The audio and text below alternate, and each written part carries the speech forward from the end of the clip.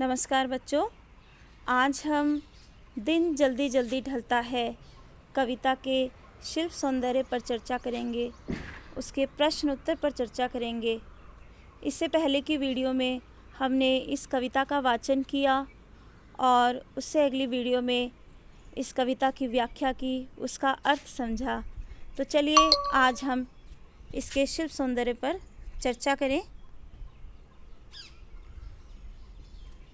यहाँ मैंने सबसे ऊपर कविता के तीनों काव्यांश लिख दिए हैं ताकि जब हम इसका शिल्प सौंदर्य करें तो हमें समझने में कठिनाई ना हो, कविता हम सबके सामने हो। तो जैसा हम सबको पता है कि कविता के दो पक्ष होते हैं। जब भी हम किसी कविता का काव्य सौंदर्य करते हैं, उसका एक भाव सौंदर्य होता है और एक शिल्प सौंदर्य होता है। भाव पक्ष में कविता का मूल भाव क्या है, किस उद्देश्य से कविता लिखी गई है, ये सब बातें हम बताते हैं।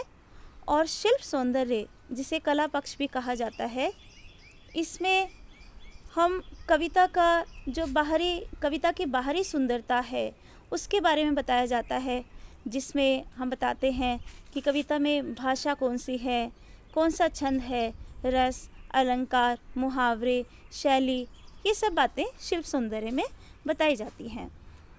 तो इस कविता का शिल्प सौंदर्य, खड़ी बोली का प्रयोग किया गया है, संस्कृत निष्ठ भाषा का प्रयोग है। बहुत से संस्कृत के शब्द इस कविता में आए हैं। प्रत्याशा, नीड़, विकल, विह्वलता, ये सब संस्कृत भाषा के शब्द हैं। दृश्य बिंब का बहुत सुंदर प्रयोग इस कविता में हुआ है। कहीं पर घोंसलों से झांकते हुए बच्चों का दृश्य है, चिड़ियों के पंख फड़फड़ाने का दृश्य है, तो कभी यात्री का अपनी मंजिल पर पहुंचने का दृश्य इसमें नज़र आता है। तो दृश्य बिंब का सुंदर प्रयोग हुआ है। भाषा में लयात्मकता और प्रवाहमयता है। लयात्मकता जैसे एक लय है, हमने इसको गाया भी था एक लय में। अलंकारों का प्रयोग भी हुआ है कविता में, जैसे जल्दी जल्दी में पुनरुक्ति प्रकाश अलंकार।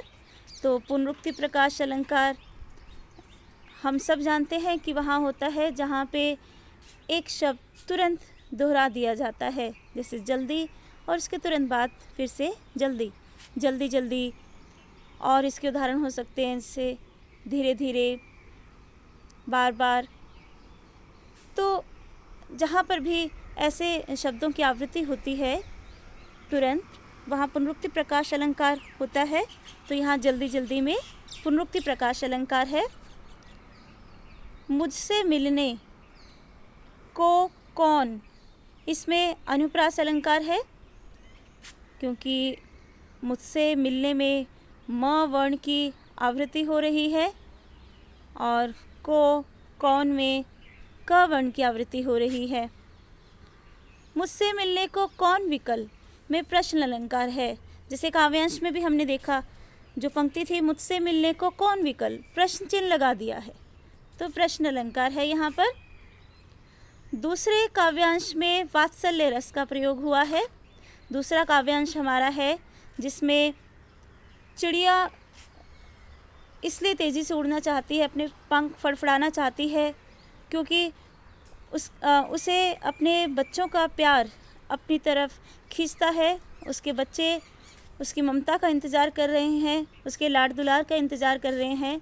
तो संतान के प्रति जो वात्सल्य का भाव इसमें नज़र आता है, ममता का भाव नज़र आता है, तो यहाँ पे वात्सल्य रस है। तीसरे काव्यांश में श्रृंगार रस है, और श्रृंगार रस के भी दो पक्ष होते हैं, एक वियोग और एक संयोग। तो यहाँ पे वियोग श्रृंगार रस है, क्योंकि कवि अपने जीवन में अकेला है, प्रिय का अभाव है जीवन में।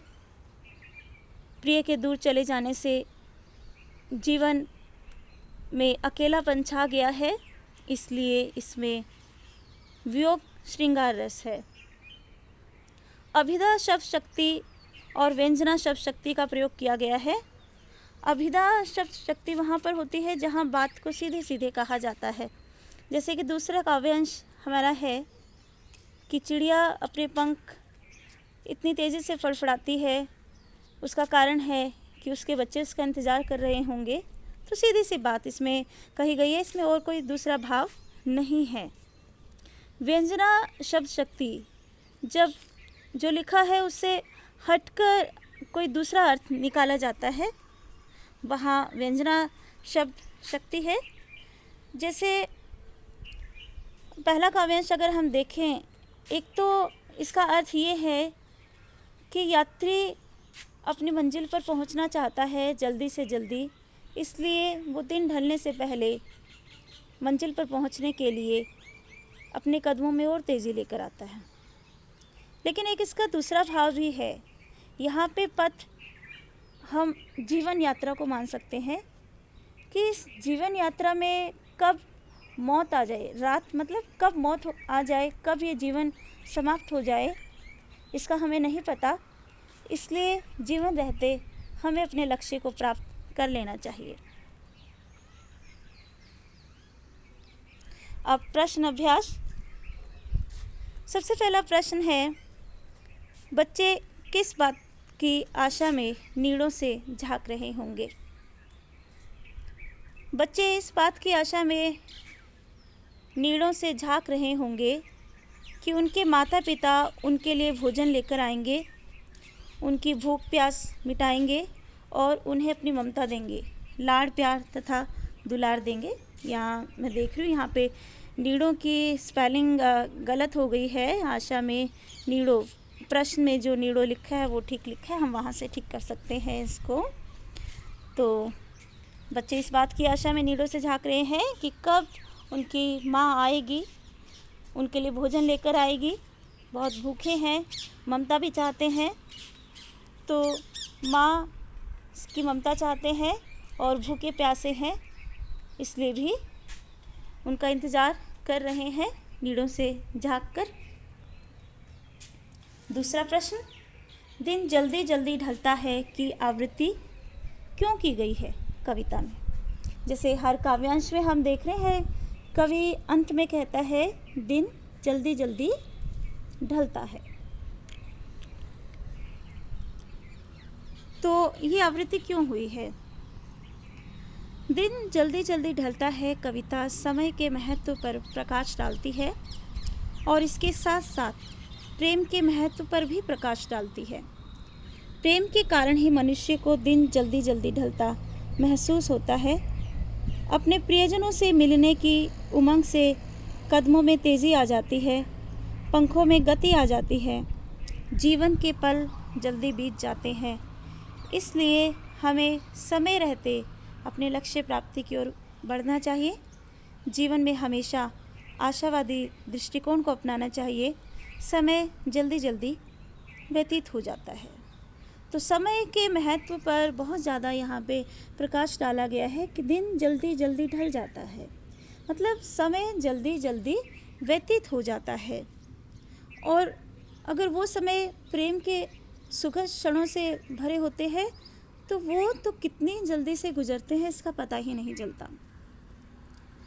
अंतिम काव्यांश में कवि निराश है, लेकिन फिर भी एक आशावादी दृष्टिकोण उसमें है कि समय तो जल्दी जल्दी निकल ही जाएगा। तो इसलिए समय रहते हमें अपने लक्ष्य की प्राप्ति की ओर बढ़ना चाहिए।